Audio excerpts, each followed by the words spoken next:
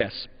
The concept of enshrining a particular percentage of public expenditures as a percentage of GNP is contrary to the concept of a democratic republic in which Congress is elected by the people of this country to govern this country.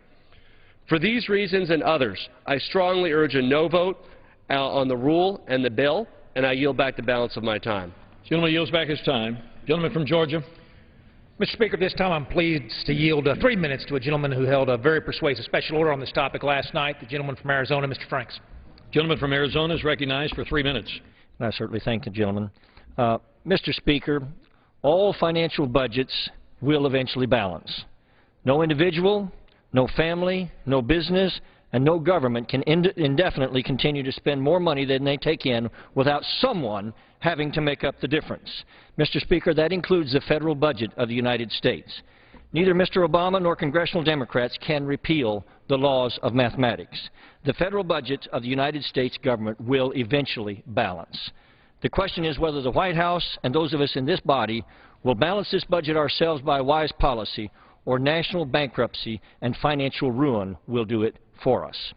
From the day Barack Obama walked into the White House, his breathtakingly arrogant policies have absolutely ignored economic and financial reality. It took America the first 216 years of its existence to accumulate the debt that Barack Obama has accumulated in the short 2.5-year span of his presidency. He rammed a nearly $1 trillion government takeover of health care down the throats of the American people, and he spent another nearly $1 trillion on a failed government-based boondoggle for economic stimulus. During his short time in office, he has increased our federal debt by nearly $4 trillion in new debt. And now he says we will have $1 trillion plus deficits for years to come. And then when speaking of the effort to reduce the deficit, the President has the hubris to tell conservative Republicans to take a balanced approach and to eat our peas. And to that I would just say to the President, please pull up a chair, sir. We are ready to eat our peas and we need help. This cut, cap, and balance bill is actually a solution to America's problem. It does not cut Social Security, it does not cut Medicare, it does not cut compensation to our men and women in uniform by one dime. But the balanced budget amendment it proposes does give us an honest chance of reforming and saving those programs in our country from bankruptcy in the future. Mr. Speaker, this is not the Democrat Congress of last year that gave a standing ovation to a $2 trillion increase in our debt limit. This is the Congress that was sent here by the American people to turn things around. And the American people are awake, Mr. Speaker, and they are watching us, and they are tired of Democrats telling them that 2 + 2 = 13.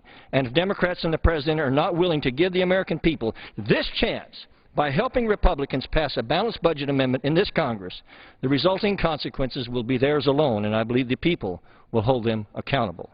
By passing this cut, cap, and balance bill along with the balanced budget amendment, we can restore confidence in the American economy, in markets here and across the world. We can see more revenue come into these coffers than has ever happened in the history of the nation, and we can set this country on a new road to the brightest days it has ever seen.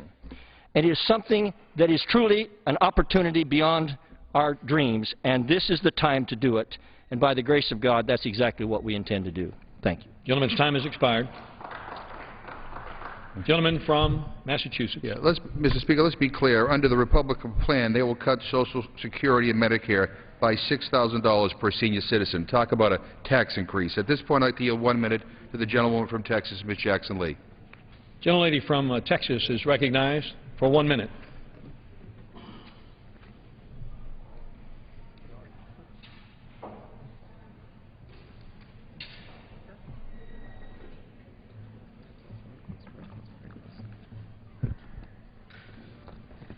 I thank the gentleman very much, and I'm just overwhelmed with the words breathtakingly arrogant policies.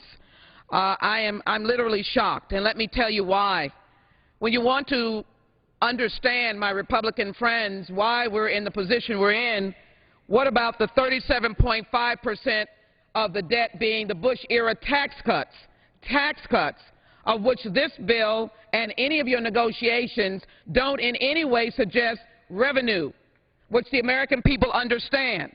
Arrogant policies by the President.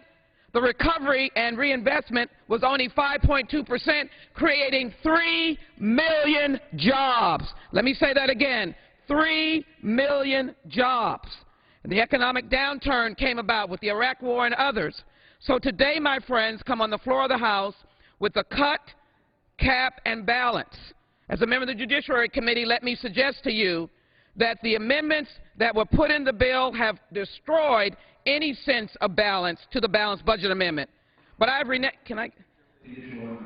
Gentlelady is recognized for an additional 1 minute. I thank the gentleman. I have a new name for the bill.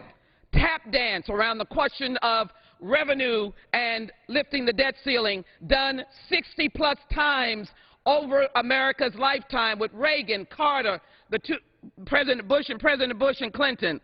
So it's the tap dance losers club. The losers are seniors and young people and those who need Social Security and those who are disabled.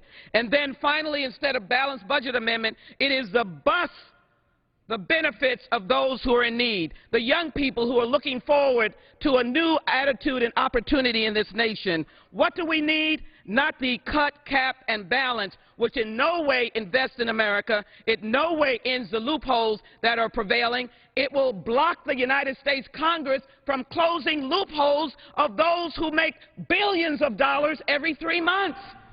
We need innovation, infrastructure, and education. That's jobs. Parents, I don't want to see your children's opportunity by closing elementary and high schools and disallowing them from going to college. That is what this bill is, not the cut, not the cap, not the balance. It's the tap dance, losers clubs, and bust the benefits of the American people. Let me suggest to you, Gentlelady's time has expired. Are the losers. These are the losers of this bill. Don't allow these people to lose in the American dream. Gentlelady's time has expired. Gentleman from Georgia. Speaker, I yield myself 15 seconds to say to the gentlelady there's only one bill in this Congress that abolishes every single corporate loophole in the entire United States tax code. That's H.R. 25, the fair tax, and I would welcome the gentlelady on that bill because I, too, share a desire to see those loopholes eliminated. If I had the time, I would. I must now yield to a co-sponsor of the fair tax, the gentleman who has co-sponsored bipartisan tort reform legislation here in the House, the gentleman from Georgia, Mr. Gingrey. Mr. Speaker, I thank... The gentleman from Georgia is recognized for how long? I'm sorry, Mr. Speaker, 2 minutes. 2 minutes. Gentleman from Georgia is recognized. Mr. Speaker, I thank the gentleman for yielding. I rise, of course, in strong support of this bill and rule, cut, cap, and balance. The gentlelady from Texas just stood up and said she would call it the tap dance bill. Quite frankly, what the President has in mind, I would refer to as the whistling past the graveyard plan. This cap, cut, and balance approach to this problem is just that. In the first provision of cutting spending, Mr. Speaker, of $111 billion, $35 billion of that, by the way, from mandatory spending, but not one dime from Social Security or Medicare. We protect our seniors. But this spending problem, I mean, it's just like the problem in this country with drunk driving. Are we going to solve that problem by raising the blood alcohol level? Absolutely not. And are we going to solve this problem of runaway spending by just simply raising the debt ceiling without these caveats of cut, cap, and balance? Absolutely not. That's why we have to do this, to rein in this spending and to bring it down at historical levels of 20% of GDP. And then the final part of cut, cap, and balance, Mr. Speaker, is the balance part. The President is asking for a balanced approach. That's exactly what this is. This is the balanced approach that makes sense because every other pledge in the past in regard to reining in spending, whether we're talking about pay-as-you-go, the Democrats like to tout that plan, but it never has worked because we don't abide by these pledges. We continue to spend. The only way to make sure that future Congresses rein in this spending on a permanent level is to have a balanced budget amendment that calls for a supermajority to raise taxes. 49 out of 50 states have a balanced budget amendment. Why in the world wouldn't Democrats join with Republicans in calling for a balanced budget amendment? And to think that the President would issue a statement of administrative policy in opposition to this is absolutely ridiculous. Support this common sense bill. Stand strong for our country. This is the land of the free, but it has to be the land of the strong before it can become the land of the free, and I yield back. Gentleman's time has expired. Gentleman from Massachusetts. Mr. Speaker, I yield myself 10 seconds. Gentleman's recognized. I just want to say to the gentleman from Georgia, the reason why the President issued a veto threat is because he doesn't want you to destroy Social Security and Medicare, two of the most important social programs in this country that benefit millions of senior citizens. I don't have the time. At this time, I yield 2 minutes to the gentleman from California, Ms. Matsui. Gentlelady from California is recognized for 2 minutes. Thank you, Mr. Speaker, and I want to thank the gentleman for yielding. Mr. Speaker, I rise in strong opposition to this rule and the extreme ideological bill before us today. The Cut, Cap, and Balance Act, or as it should be more appropriately called, the Cut, Cap, and End Medicare Act, is one of the most radical bills to come before this body. But perhaps I should not be surprised. I've already seen the majority of my colleagues on the other side of the aisle vote to end Medicare, slash Medicaid, and now they want to cut Social Security benefits too. Instead of listening to the American people, the House Republican leadership continues to advocate for the elimination of Medicare, all while continuing to protect tax loopholes and subsidies for big oil and Wall Street executives. This bill is actually more extreme than the Republican budget passed in April, calling for deeper cuts and more hardships for the middle class and older Americans. In fact, this bill does nothing to create jobs nor invest in the roads, bridges, clean energy technology, and job training that would really get our economy moving. In short, H.R. 2560 will stifle growth, hurt middle-class families, and undercut America's seniors. In my district, there are over 93,000 Social Security beneficiaries and over 85,000 Medicare enrollees. On behalf of my constituents and for future generations, I stand in strong opposition to this bill and the rule. I know that there are those on the other side of the aisle who want to support a reasonable plan to reduce the deficit. This is not the plan. I urge my colleagues on both sides of the aisle to reject this dangerous proposal, and I yield back the balance of my time. Gentlelady yields back her time. Gentleman from Georgia. Mr. Speaker, this time I'm pleased to yield 2 minutes to my friend, Mr. Pence. Gentleman is recognized for 2 minutes. Thank you, Mr. Speaker. I ask unanimous consent to revise and extend my remarks. Thank you, Mr. Speaker, and I thank the gentleman for yielding. I rise as a co-sponsor and urge strong support of my colleagues for the Cut, Cap, and Balance Act, H.R. 2560. You know, I really believe if you owe debts, pay debts. We must find a way to honor the full faith and credit of the United States of America, but even more important than that, we must find a way to restore the faith and confidence of the American people and the world community in the fiscal integrity of the United States of America. That is our dual challenge. After years of runaway federal spending by both political parties, after failed economic policies by this administration, we find ourselves at a place of unprecedented fiscal crisis.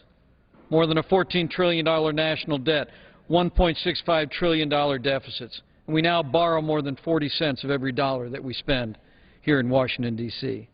The Cut, Cap, and Balance Act applies common sense principles and fiscal discipline to the challenges of spending restraint today, but it also introduces a new element, and that is a balanced budget amendment to the Constitution.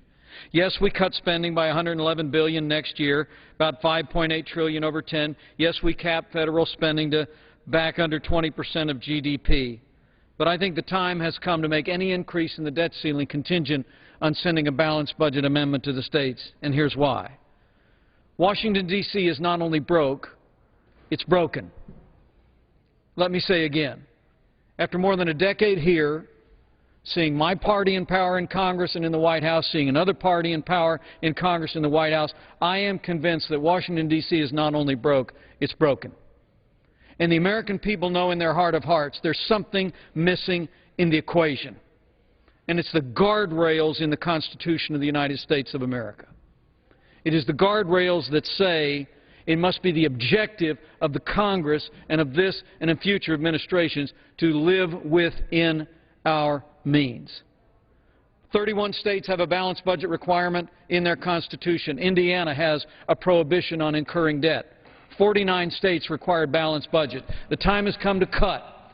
The time has come to cap spending. But the time has come to make any increase in the debt ceiling contingent on sending a balanced budget amendment to the Constitution, to the states for ratification, and this we must do. Gentleman's time has expired. Speaker, I yield Gentleman from Massachusetts. 30 seconds to the gentleman from Illinois, Mr. Jackson. Mr. Chairman, Mr. Speaker, I'd be happy to use the 30-second, but I want to ask the distinguished gentleman from Indiana a question with my 30 seconds, if he would be willing to accept the question. Gentleman from Illinois is recognized for 30 seconds. The gentleman engaged me in a brief question and answer. As I understand it, under your balanced budget amendment, in the event that Congress is unable to achieve a balanced budget, a lawsuit could be filed forcing the federal judiciary into the budget process. In effect, your balanced budget amendment would reverse the constitutional relationship by legalizing the legislature and politicizing the judiciary. Is that your expectation, that a federal judge could ultimately have the final say over budget matters in the House? It would be if the gentleman would yield. I'd be happy to yield. Gentleman's time has expired. I yield the gentleman an additional 10 seconds. Additional 10 seconds. It would be my expectation that we would not yield the jurisdiction of constitutionality exclusively to the judiciary. Throughout American history, it has mostly settled there, but we contain it as well. But ultimately, it would put the American people in charge under Marbury versus Madison, time has expired. The sole interpreter of the Constitution is the federal courts. Gentleman's time has expired. Who seeks recognition? Gentleman from Georgia. Thank you, Mr. Speaker. This time I'm pleased to yield 2 minutes to another co-sponsor of the fair tax, the gentleman from Texas, Mr. Culberson. Gentleman from Texas is recognized for 2 minutes. Thank you, Mr. Speaker, and I ask unanimous consent to revise and extend my remarks. Without objection, so ordered. Mr. Speaker, today the House is honoring a pledge that we made to America in the largest landslide election in 70 years last November, when the people of America spoke clearly and elected a new majority to govern the House, to take America down the path to a balanced budget, to restore prosperity, to restore jobs that have been lost under this president. The American people spoke decisively last November and asked this new constitutional conservative majority in the House to cut spending, to cap spending, to enact a balanced budget amendment to the Constitution, to shrink the size of the government, to get the government out of our lives and out of our pockets, and put us back on a path to prosperity, which this legislation does. I'm very proud to be a co-author of the Cut, Cap, and Balance Act, of the Balanced Budget Amendment to the Constitution, which has worked so well in Texas. Texas is a beacon for other states. We have demonstrated in Texas when you live within your means, when you cut taxes, when you limit litigation, when you limit regulation, when you get the government out of our pockets and off our backs, that American ingenuity, American entrepreneurship will thrive and the economy will grow. People have been voting with their feet to move to Texas, and we in this new constitutional conservative majority in the House are doing today what we promised America we would do last November. We are cutting. We're reaffirming the Ryan budget, which, by the way, does not affect anyone over the age of 55, is unaffected by the Ryan budget, is unaffected by this Cut, Cap, and Balance Act. But if we do nothing, if you're under the age of 55, you will be affected, because Medicare is on a path to bankruptcy, as is Social Security. So we're taking decisive action today, Mr. Speaker, to put America back on a path to prosperity, to grow jobs, to get the federal government back within the bounds of the Constitution with a balanced budget amendment. I'm very proud today, Mr. Speaker, to be here in support of this legislation, Would the gentleman which yield? will honor the promise we made to America. Would the gentleman yield? November. Gentleman's time has expired. Gentleman from Massachusetts. Speaker, I want to give 1 minute to the gentleman from California, a member of the Budget Committee, Mr. Honda.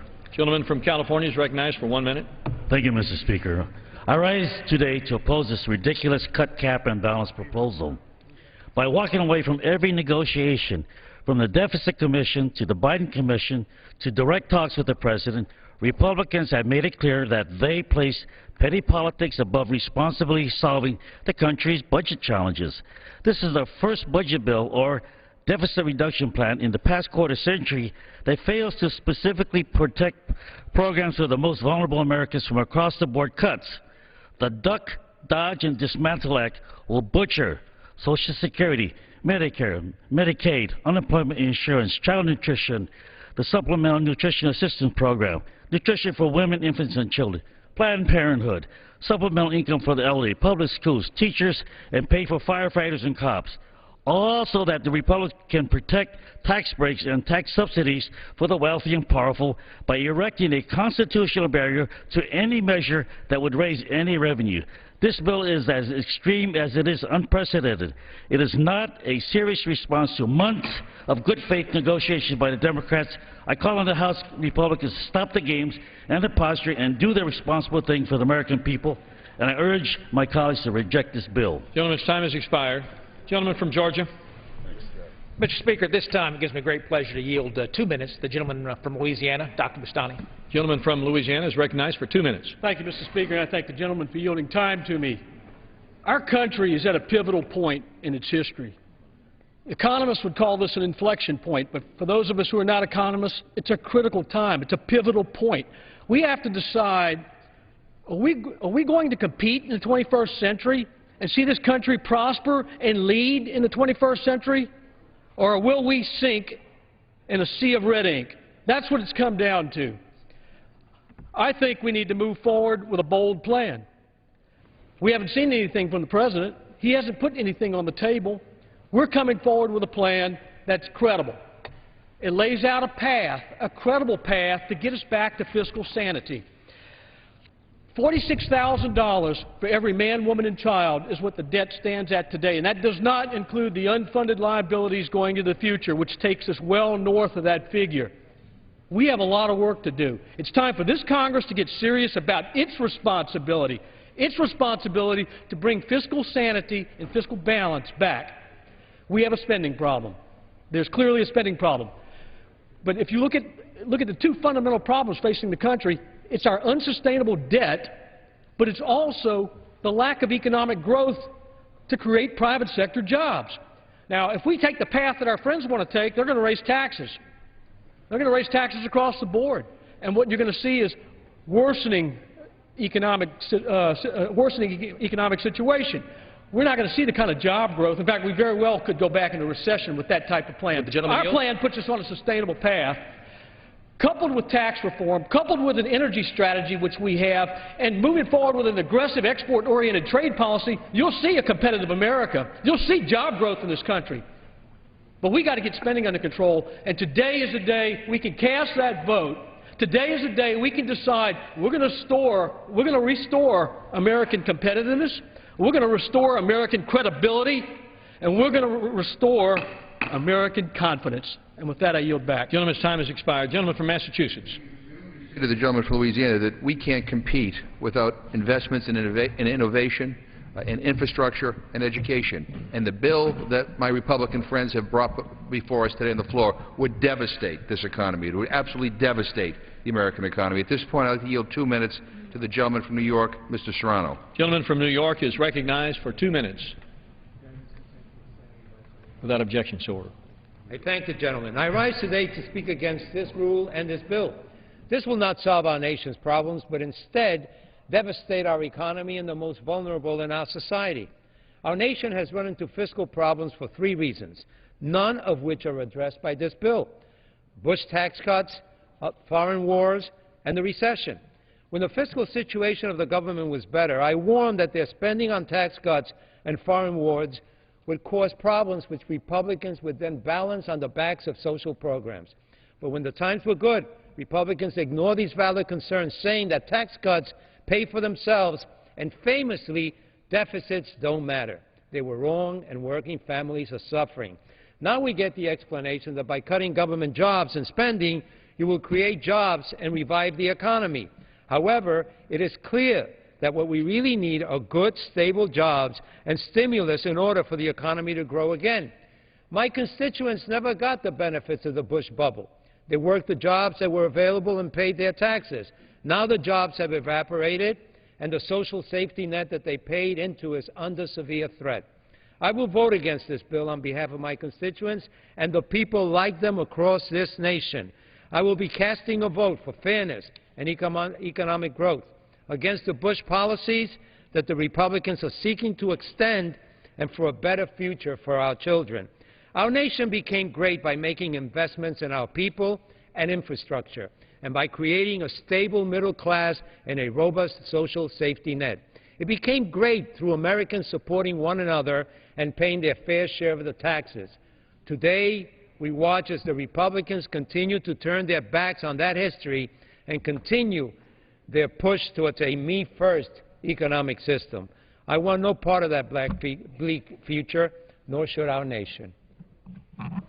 Gentleman yields back his time. Gentleman from Georgia. I yield myself 15 seconds to say that competing vision of trillions more in stimulus and more in government jobs and more in government spending is one idea of how to revive this economy. It's just not one that I share. I'd like to yield at this time 2 minutes to the gentleman from Alabama, who I also do not believe shares that opinion, the gentleman, Mr. Brooks. Gentleman from Alabama is recognized for 2 minutes. Thank you, Mr. Speaker. Back home in my district, one of the things I'm understanding and communicating with people is the difficulty in their understanding the difference between millions in debt, billions in debt, and trillions in debt.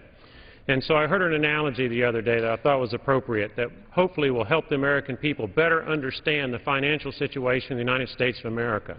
Imagine that you're a family and you haven't been keeping track of your finances for a good while. Finally, you decide to sit down at your kitchen table, the two spouses get together, and they accumulate their income, they accumulate their expenses, and they accumulate their debt.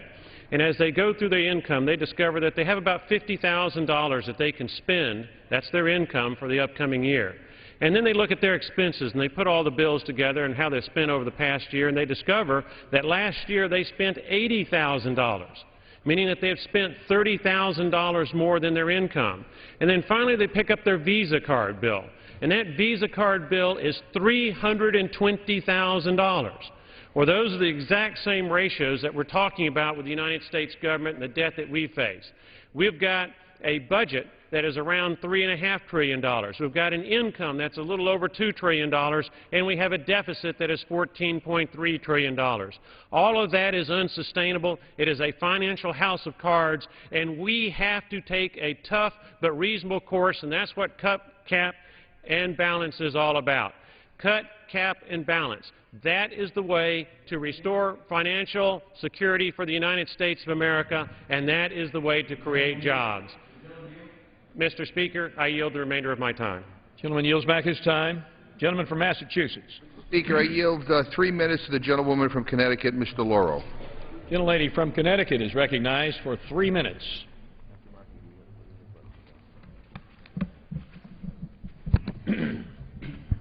I rise in strong opposition to this rule and the legislation before us today.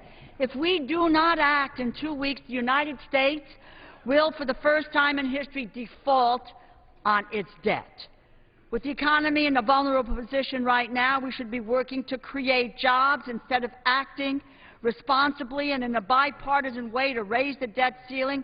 The Republican majority has decided to make this a form of hostage-taking to press their agenda.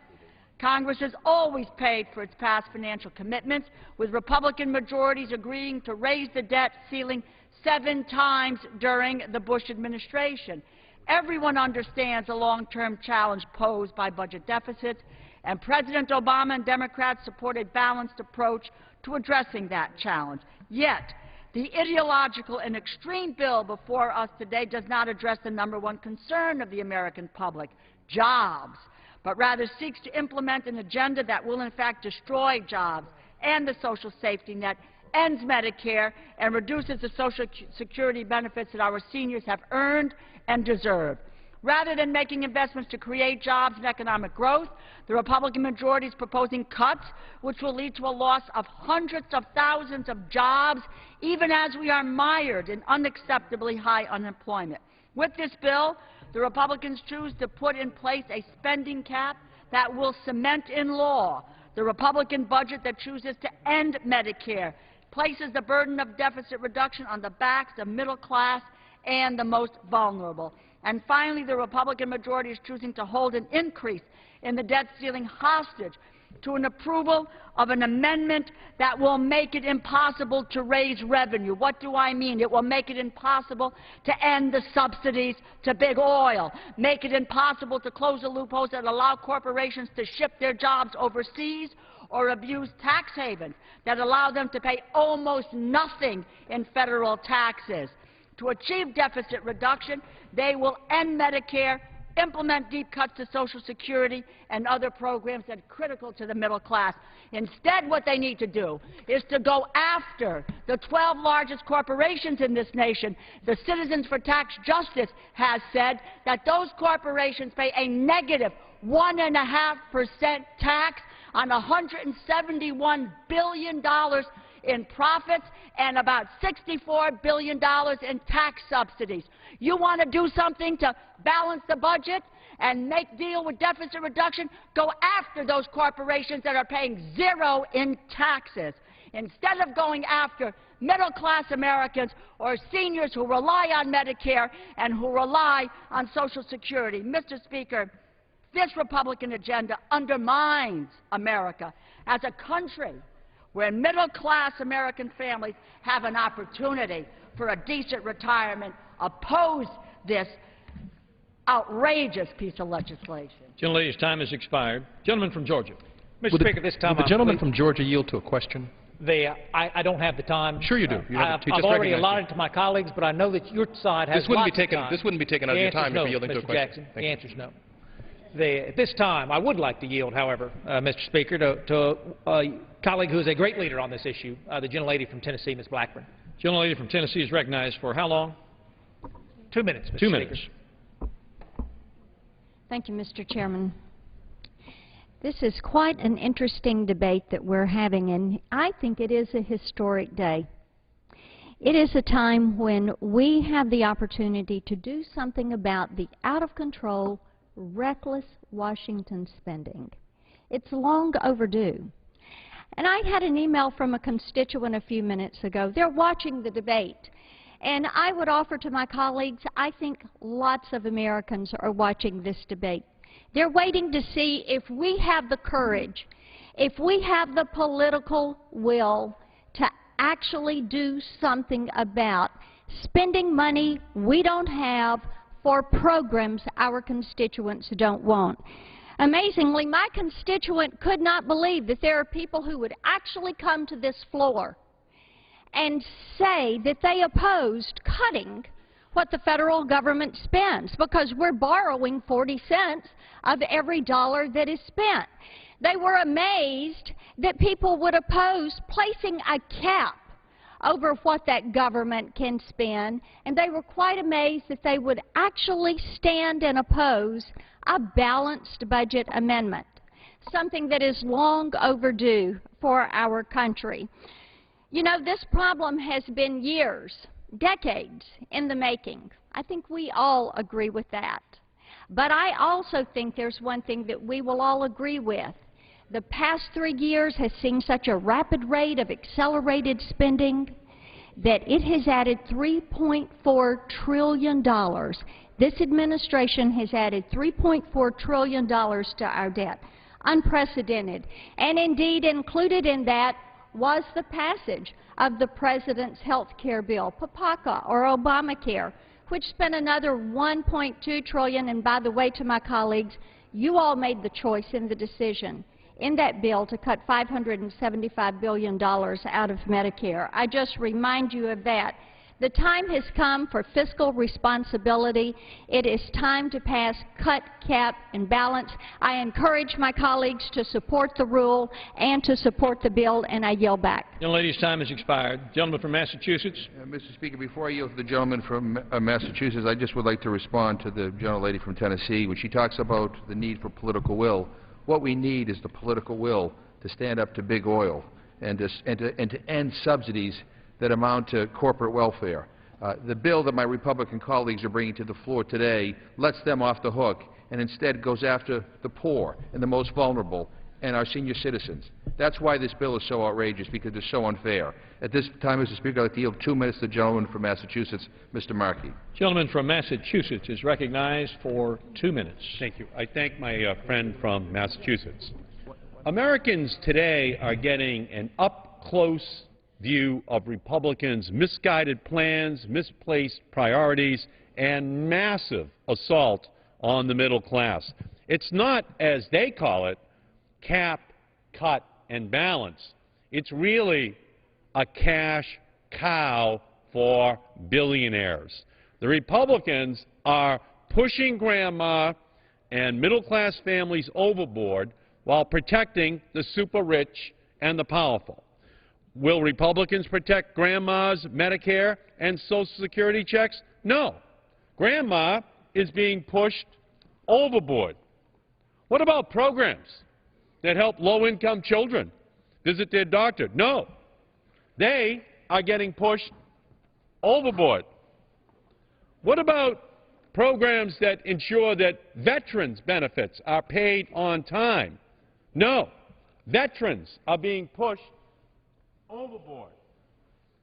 But the massive Bush tax cuts for the wealthy, the tax subsidies for big oil, they're too precious, the Republicans say. They have to be kept on board. So billionaires will not see their undeserved tax breaks taken away.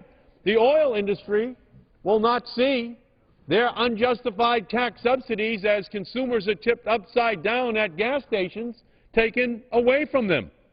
No. Those subsidies, they have to be kept on board. And ladies and gentlemen, that's not fair. That's not balanced. Grandma, kids, veterans, they should not have to contribute to balancing the budget, but billionaires and big oil are exempted by the Republicans. This is the face of their party, big oil and billionaires. That's who they are protecting. They have deficit attention disorder. If there was such a thing as a Nobel Prize in economics in reverse, they would be the first winners of it. Gentleman's time has expired. Gentleman from Georgia. Mr. Speaker, at this time I'm pleased to yield 2 minutes to a mentor of mine from the great state of Georgia, Mr. Kingston. Gentleman from Georgia is recognized for 2 minutes. I thank the gentleman. After a 3-year spending spree in which the President drove up the national debt by 56%, the President has the nerve to tell the American people that they have to eat their peas. This from a President who has had the federal government on a supersize-me diet since the day he was sworn in. Marie Antoinette would be proud of such arrogance. One must ask, where has the President been? He owns this economy. It's his policies that have left 15 million Americans without work. It's his policies that have stifled business growth and investment. It's his policies that have given us more deficit spending than any other administration in history. The President talks about entitlement reform, but offers no plan, no legislation. The President talks about his budget fairness, and yet this very budget was rejected by the Harry Reid Senate Democrats by a vote of 97-0. The President denounces the Bush tax cuts, yet personally extended them a few months ago. In 2006, the President voted against increasing the debt ceiling, citing a lack of leadership. Now he offers none. But today, the House Republicans will lead with a plan. That plan is cut, cap, and balance. And on the back, we have the President's plan. This is it. Speeches. That's what we get after 3 years in the largest deficit in history from the President of the United States. Will the gentleman yield? Speeches and admonishments. I'll be glad to yield to my friend from Illinois. I thank the gentleman for yielding. Is it the gentleman's opinion that under the Republican cut, cap, and balance If I reclaim my time, you got to go fast because I'm willing to answer your question, but I can't. Is the gentleman prepared to turn the balancing aspect of this program over to the federal judiciary? Gentleman's time has expired.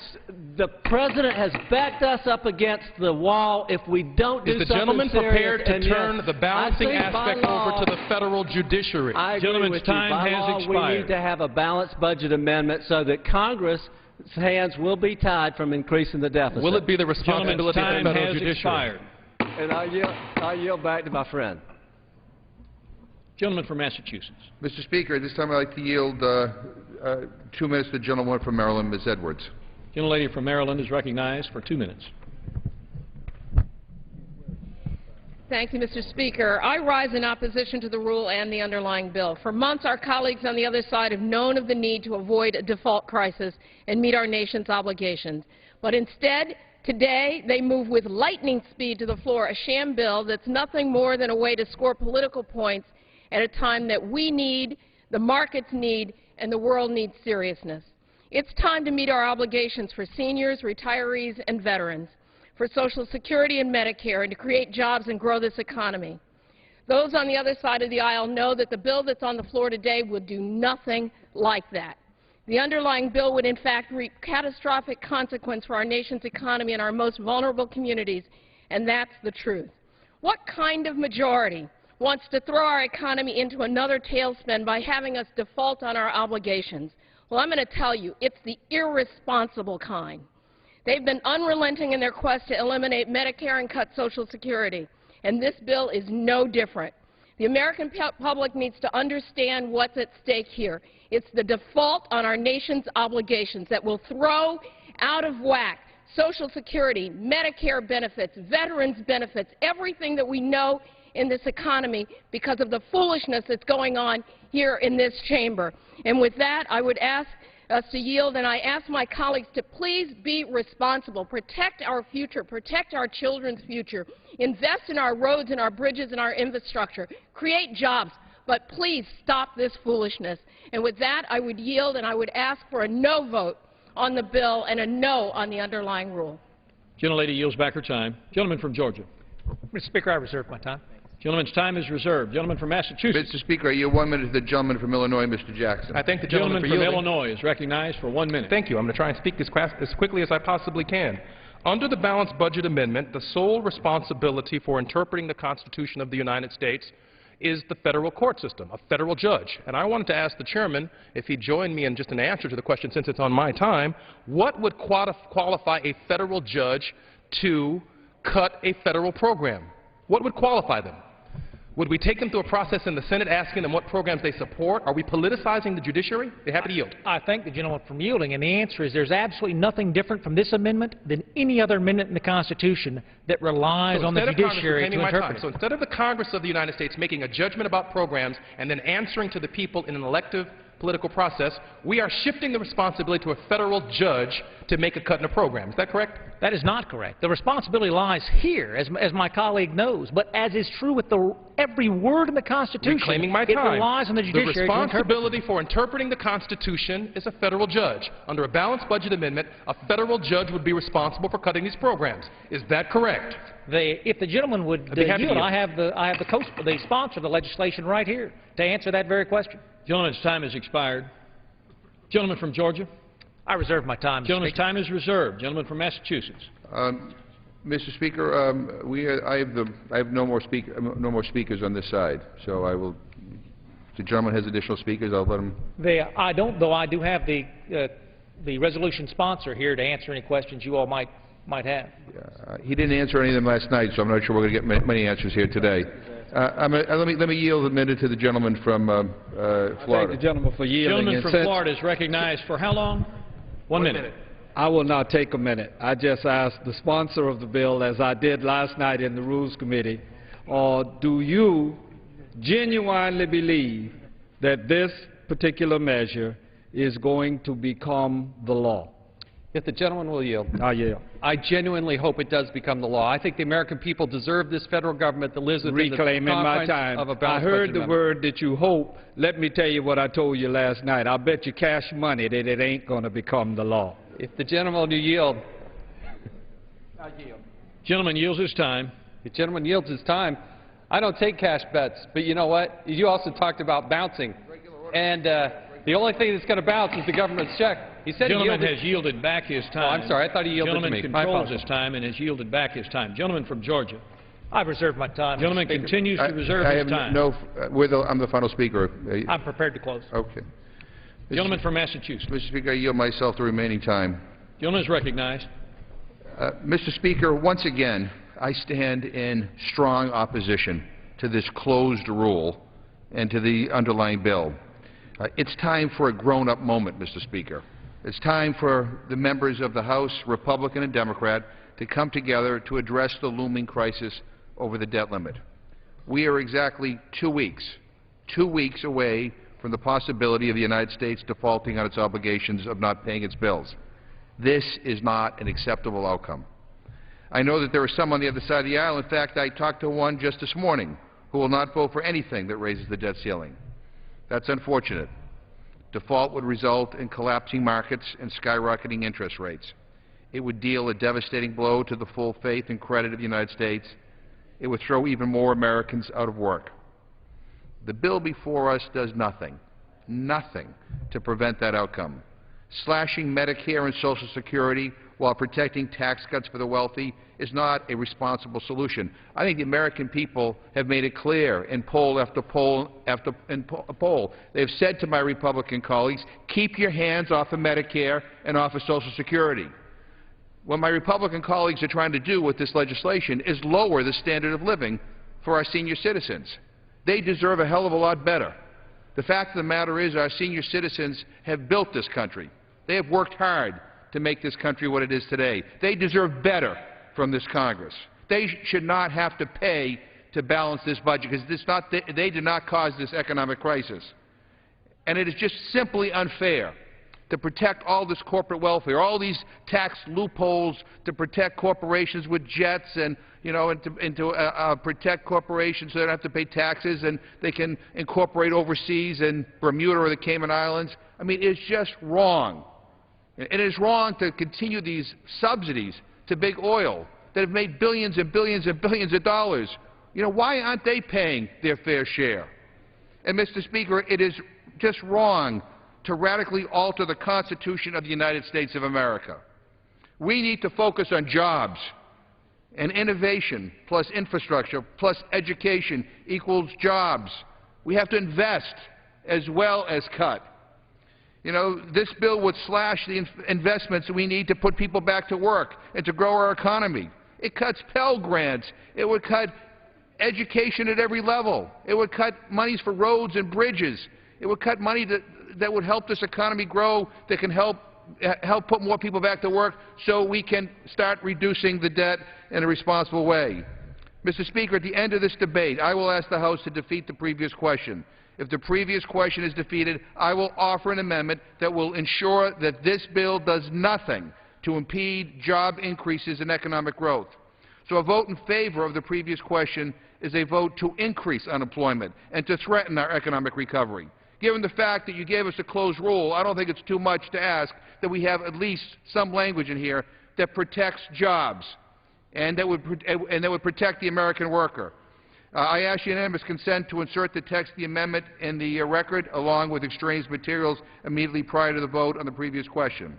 Without objection. I urge my colleagues to vote no on the previous question, reject this closed rule that is unfair, and reject the underlying legislation. I yield back the balance of my time. Gentleman yields back his time. Gentleman from Georgia.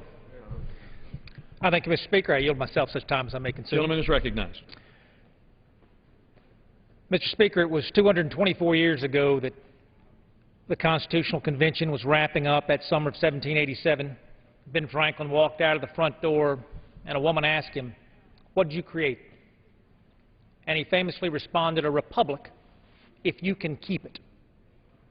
That's what the debate is about here today, Mr. Speaker, our republic, and can we keep it?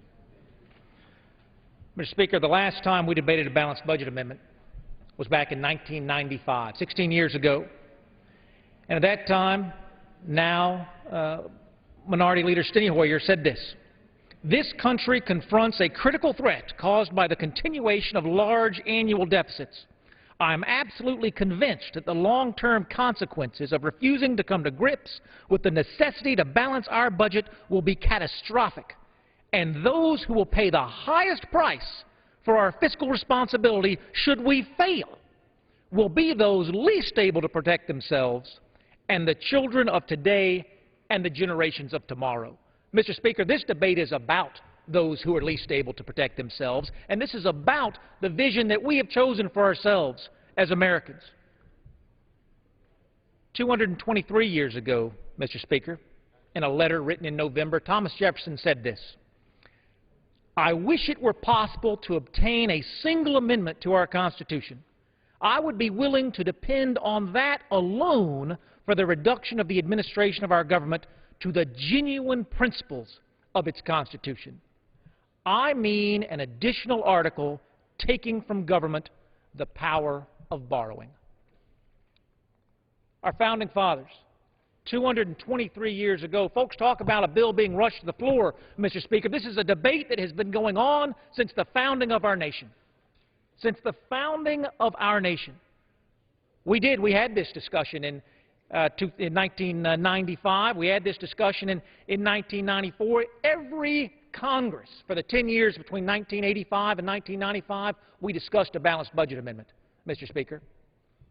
Apparently, there was no need to discuss it any longer, and look where we are. I was down in Chinatown the other day, Mr. Speaker, where conveniently enough, our United States debt auctions were held right downtown in Chinatown. We sold $36 billion of debt in Chinatown the day I was down there at 0.0005% interest. But hear this. I'll close as I open, Mr. Speaker. From our friends at S&P, we view an inability to timely agree and credibly implement medium-term fiscal consolidation policy as inconsistent with a AAA sovereign rating. Mr. Speaker, this isn't about raising the debt limit. This is about preserving the republic. Go ahead and raise the debt limit. Moody's says that's not enough. Go ahead and raise the debt limit. S&P says that's not going to get you anywhere. Inconsistent with a AAA rating is the borrowing and spending that this Congress has brought to the House. Now, we talk about rushing a bill to the House floor, Mr. Speaker. I'll say this, and some of my Democratic colleagues have said it, and I associate myself with their comments. This reflects the priorities of this House. What we're working on today is exactly what we were working on when we worked on H.R. 1 in February, one of the most open and brilliant moments in this House's history in terms of debate. Well, the priorities we're setting today, the same priorities we were setting when we had that very open budget debate earlier this year in April, where we brought every budget to the House floor and said, what can we agree on as a House? And you know what we agreed on, Mr. Speaker? We agreed on the priorities that are set forth in cut, cap, and balance. Now, there's been a lot of talk about who's willing to compromise. Mr. Speaker, I can't find a single colleague on this side of the aisle that's enthusiastic about raising the debt limit, not one. But folks are willing to do it if we can preserve the republic for our children and our grandchildren, which we can do with cut, cap, and balance. Mr. Speaker, there's all this talk in Washington about default on the national debt. That's a serious conversation. It's a serious conversation. I want to talk about defaulting on the promises of our founders. I want to talk about defaulting on our republic, Mr. Speaker. One wish Thomas Jefferson had, one wish, if it were possible to obtain a single amendment to our Constitution, it would be an additional article taking from government the power of borrowing. I understand, Mr. Speaker, that there's a lot of reluctance to do that. There are lots of great things that folks have priorities that they would like to spend on. This isn't about those spending priorities. We'll still have that conversation. H.R. 1 was about those priorities. Our budget discussion was about our priorities. Today, it's about the future of our republic.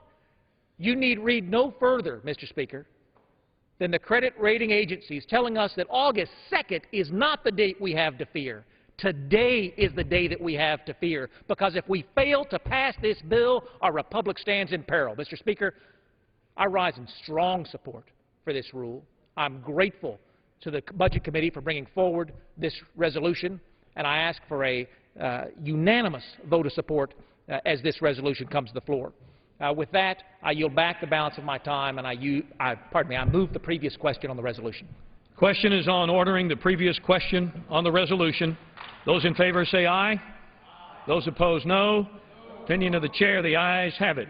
Speaker, on that I ask for the yeas and nays. Yeas and nays are requested. Those favoring a vote by the yeas and nays will rise.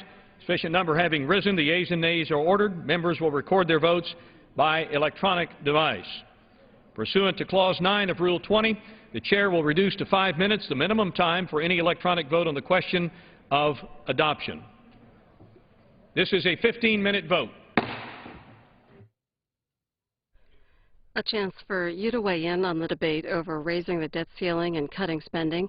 Republicans offering their own plan today, and President Obama has promised to veto it. On the phone with us, Jonathan Allen, a senior congressional reporter for Politico. Why are House Republicans devoting a full day of legislative work to their so-called cut, cap, and balance bill? We're trying to show where they stand in this debate. So far, they've been against all of the proposals that have been put out there, and this is an opportunity for them to show where they stand. You write in Politico that Republican leaders were still rounding up the votes for passage last night. Why is passage in question? Well, there are a couple of dynamics here. Number one, I think there are some moderates who are a little bit uncomfortable with the deep nature of the cuts that would be envisioned by this plan. I think there are some conservatives on the other end who believe it doesn't go far enough. And there's a third set, probably a pretty small set, that doesn't like the idea of a balanced budget amendment to the Constitution. With the president threatening to veto the bill, what are the bill's prospects in the Senate? The bill's prospects in the Senate are essentially nil. This is something that will not go any farther if it was to go past the Senate, which it probably won't. The president has said he would veto it. So this is not something that's going to become law, but rather a statement of position. If the bill is not expected to advance beyond the House, what are Republican leaders saying about the plans to resolve the debt and deficit issues? They're still trying to find some answer that is agreeable to the House Republican Conference, or at least the majority of it, as well as the president and senators. There are a couple of plans out there. There's one gaining a lot of traction right now on the Senate side, developed by the so-called Gang of Six senators. The president has put his arms around that today, just in a news conference a little while ago. There's a plan by Senator McConnell that would give the authority to raise the debt ceiling to the president with potential disapproval votes by Congress. That would be attached to some sort of spending cut or deficit reduction plan. That may not be entirely independent of what's going on with the Gang of Six. That is to say, that could conceivably be worked into that McConnell framework. So there's a lot of movement right now on a bunch of different ideas. It's not clear that any of them have or will gain any traction with the House Republicans. So what happens next? What's the next stage? I think there's still a lot of talking to be done. There's a lot of worrying to be done on Wall Street and in other places, and it's not clear yet where exactly this is headed. What is clear is that the window for getting this done before the August 2nd deadline is fast closing. Thank you, Jonathan Allen, a senior congressional reporter for Politico. Thank you.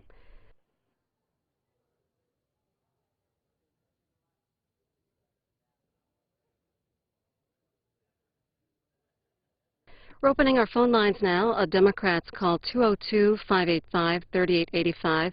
Republicans 202-585-3886. And independents, you can call 202-585-3887. Our first call is from California. Julian, hi there. Yes, it's actually afternoon there. Good morning. I have watched this entire debate, and of course I'm interested. My name is Diane Newman-Gregerson. Cut, cap, and balance is a feasible agenda, and from what I understand from legal scholars, that the president does not have a issue here with the constitutional amendment. He doesn't even vote on it; that it is voted by the Congress.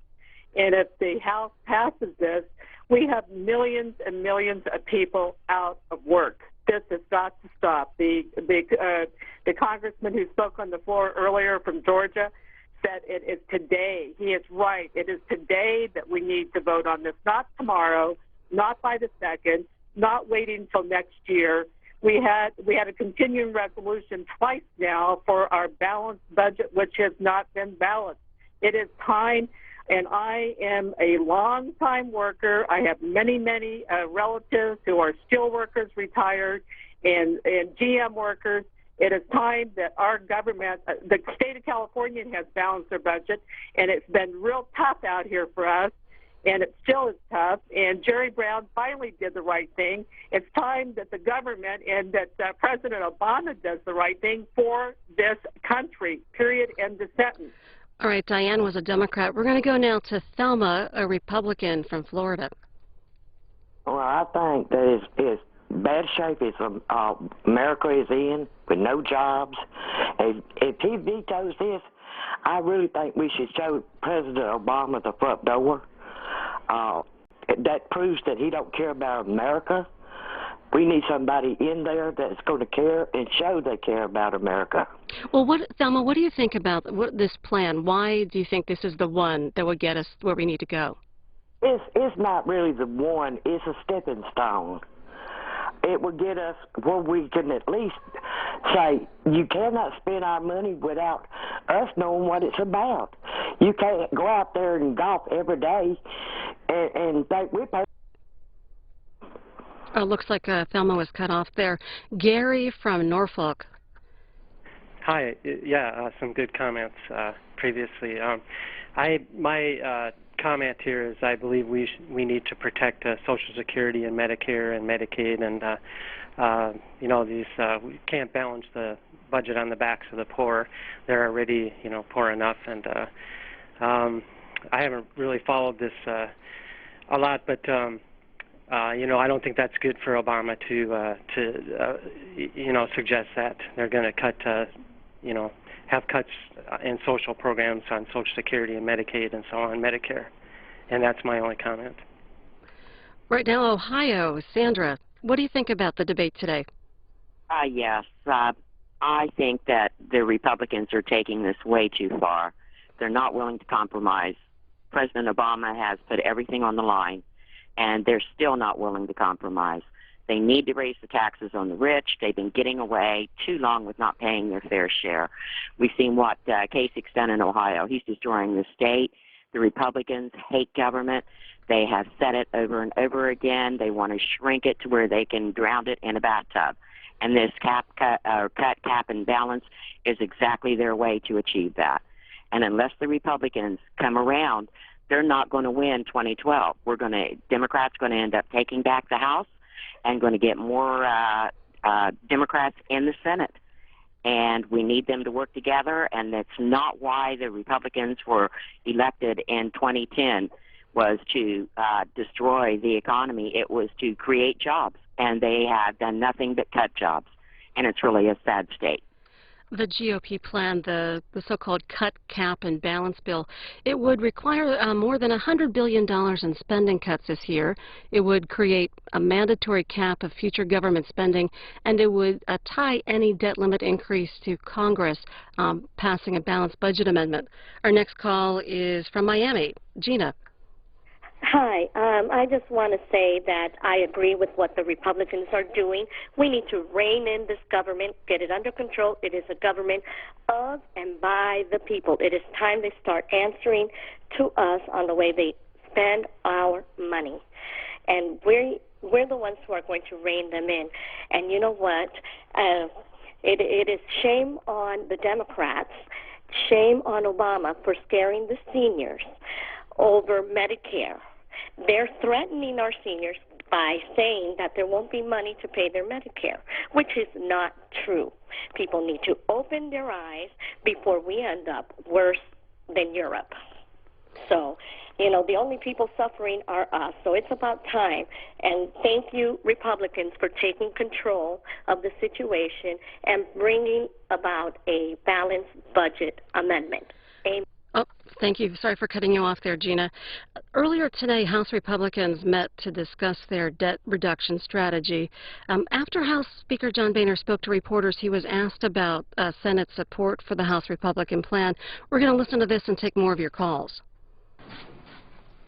Mr. Speaker Boehner.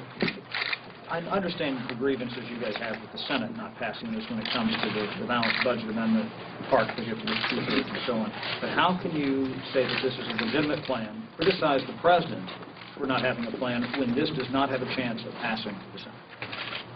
Well, and getting two-thirds in the House? I'm not going to go out of my way to say or predict that the Senate can't pass this. The Senate, there's nothing the Senate can't do when they want to. Can you get 2/3 to pass a balanced budget amendment?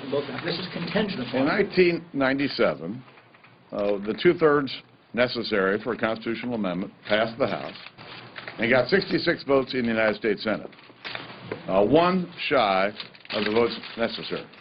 And I just believe in the current environment, anything's possible. More of your calls now. Dallas, Texas. Alistair, you're a Democrat, so what do you think about this bill that's before the House today? I think it's hogwash. And what I actually believe is this issue's already been resolved. The Republicans believe that we cannot default. The Democrats believe we cannot default. Simple. I don't understand why they can't put a clean bill through, one paragraph, House passes it, Senate passes it, or pass it so we can get on to the issue at hand, which is jobs. And that's my question. Do you think any of these plans would do that for you? No, well, what the Republicans are putting forth is it caters to the top 1% of America's wage earners. It keeps in place the subsidies and all the tax increases for the rich. It's not right. Everybody has to do their fair share. A call from the West Coast. Linda from Anaheim, California. Yes, I am so sick and tired of the people, Democrats, passing the buck.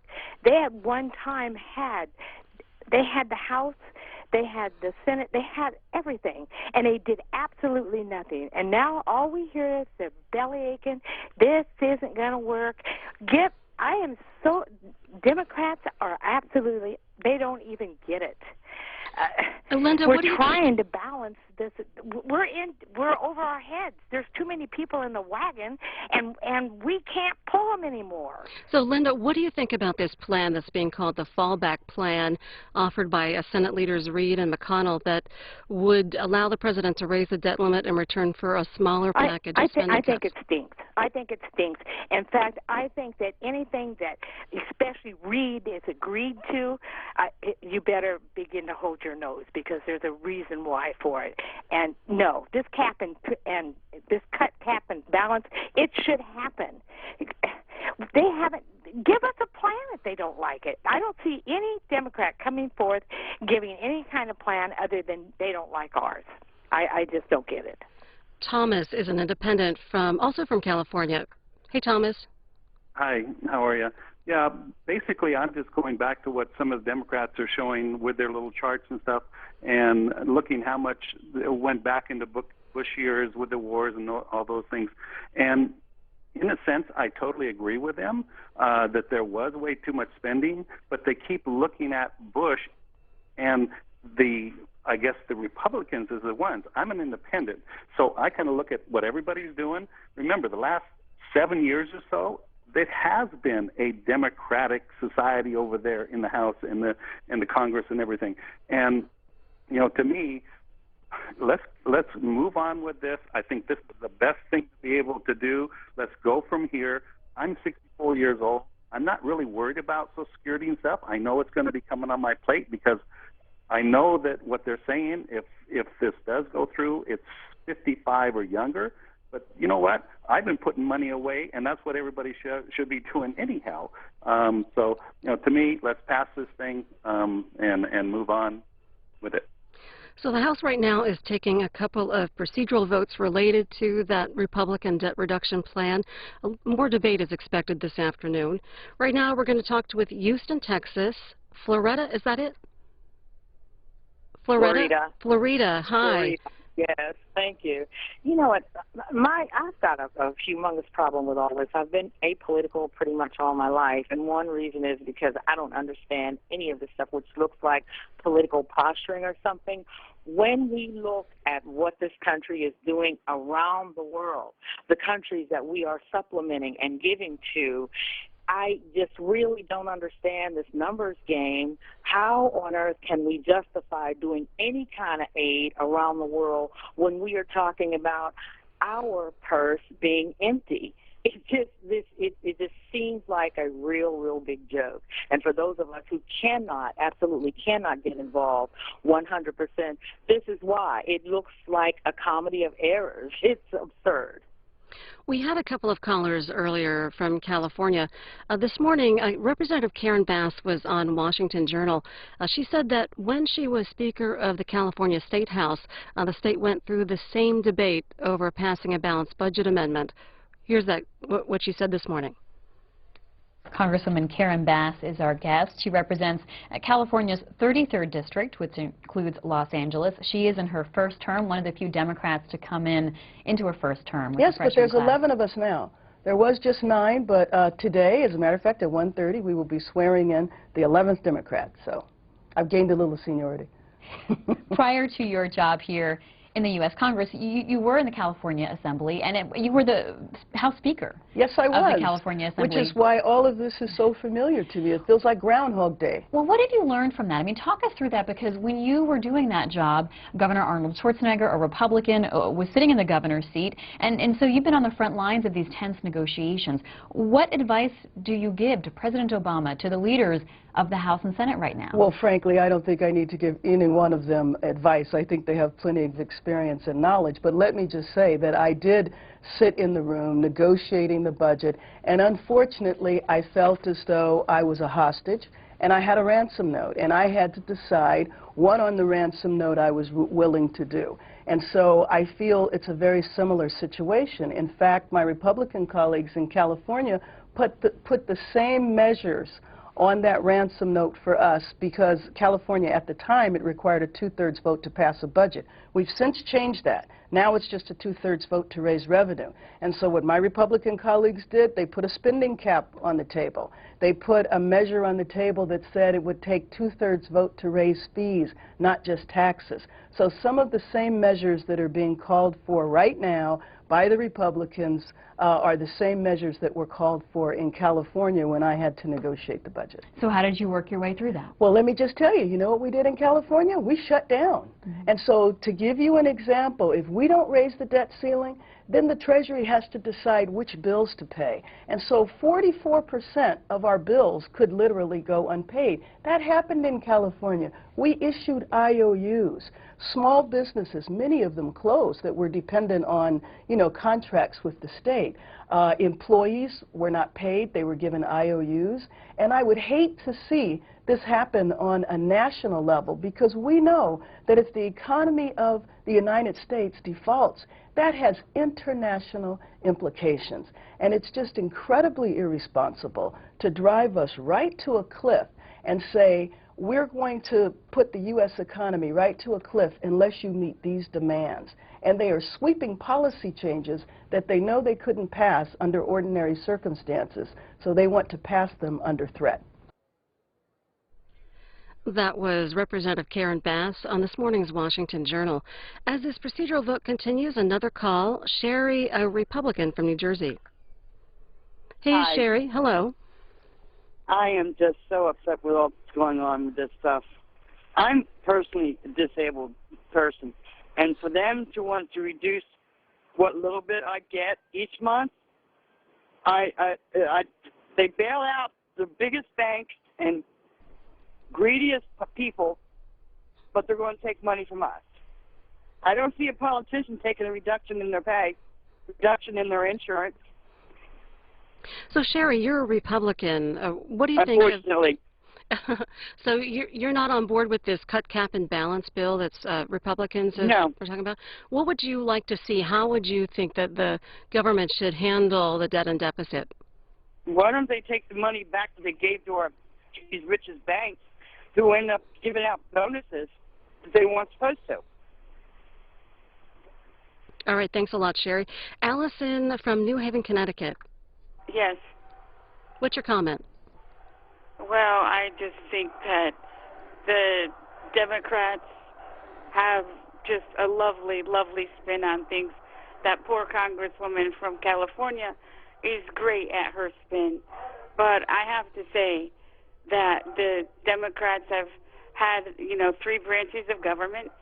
They put us here basically because they could have passed the budget, and they did nothing.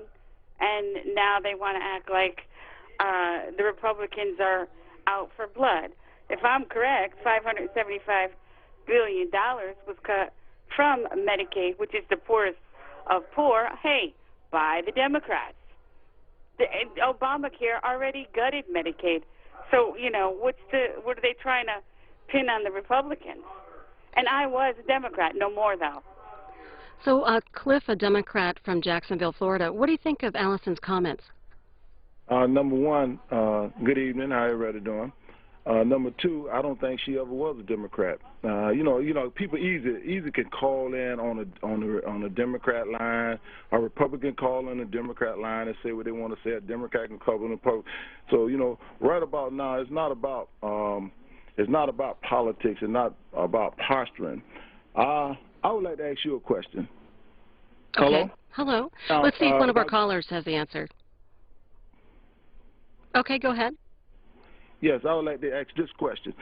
Everybody that works in Congress, right, don't they take an oath that everything that they do is supposed to be forthright and truthful? I think that members, they owe their jobs to the public, and they can vote them out if they don't like what the job are doing. No, I understand what you're saying, but I'm saying don't they take an oath that everything that they say and everything they do is supposed to be honest, forthright, and truthful, right? Well, what is that? What is your point? My point is, for a person to get up and make false statements and outright tell the country, the people of America, bald-faced lies, I think they ought to be prosecuted. I feel like anybody, my sons right now are going to court and don't know whether or not they're going to end up going to jail. But when the law, if they break the law, you got to pay the cost. If you stand up there and tell a lie to defraud the people of the United States, I think you should be tried for treason and perjury because you sitting in one of the highest seats in the land. All right. Well, Cliff, I'm sorry we have to leave it there because the vote is wrapping up. We want to get to a couple more callers. Jim, a Republican from Alabama. Hello. Yes, the Republicans, they're doing the right thing here. They're trying to stop spending, stop the overspending. We need to rein in the spending. Like if I only make $30,000 a year, I only spend so much. You know, I don't overspend. I don't keep borrowing. I don't go into debt until I default on my own. You know, and so we have to stop spending. And you know, we also have to. We don't need to increase our revenue because our revenue is fine. We make enough money. Why would I want to send any more money to a bunch of people who obviously can't manage what they already have? All right, Jim, we're going to leave it there. I'll take one more call. Gypsy from Greensboro, North Carolina. Make it quick there, Gypsy. What's happening? What do you think? Hi. I say hallelujah. I am so glad the Republicans did this, and I am a lifelong Democrat because I live in the Washington, D.C. area 39 years, but 7 years ago I started to wake up, and now I'm an independent. All right. Well, thanks for your call. That's it for now. Your calls. We're going to continue to watch this procedural vote. One more vote after this one. A little later on today, we expect more debate on this Republican debt and deficit plan.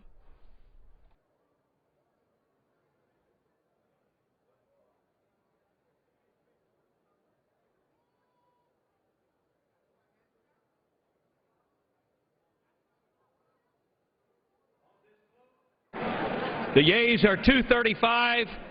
The nays are 175. The previous question is ordered.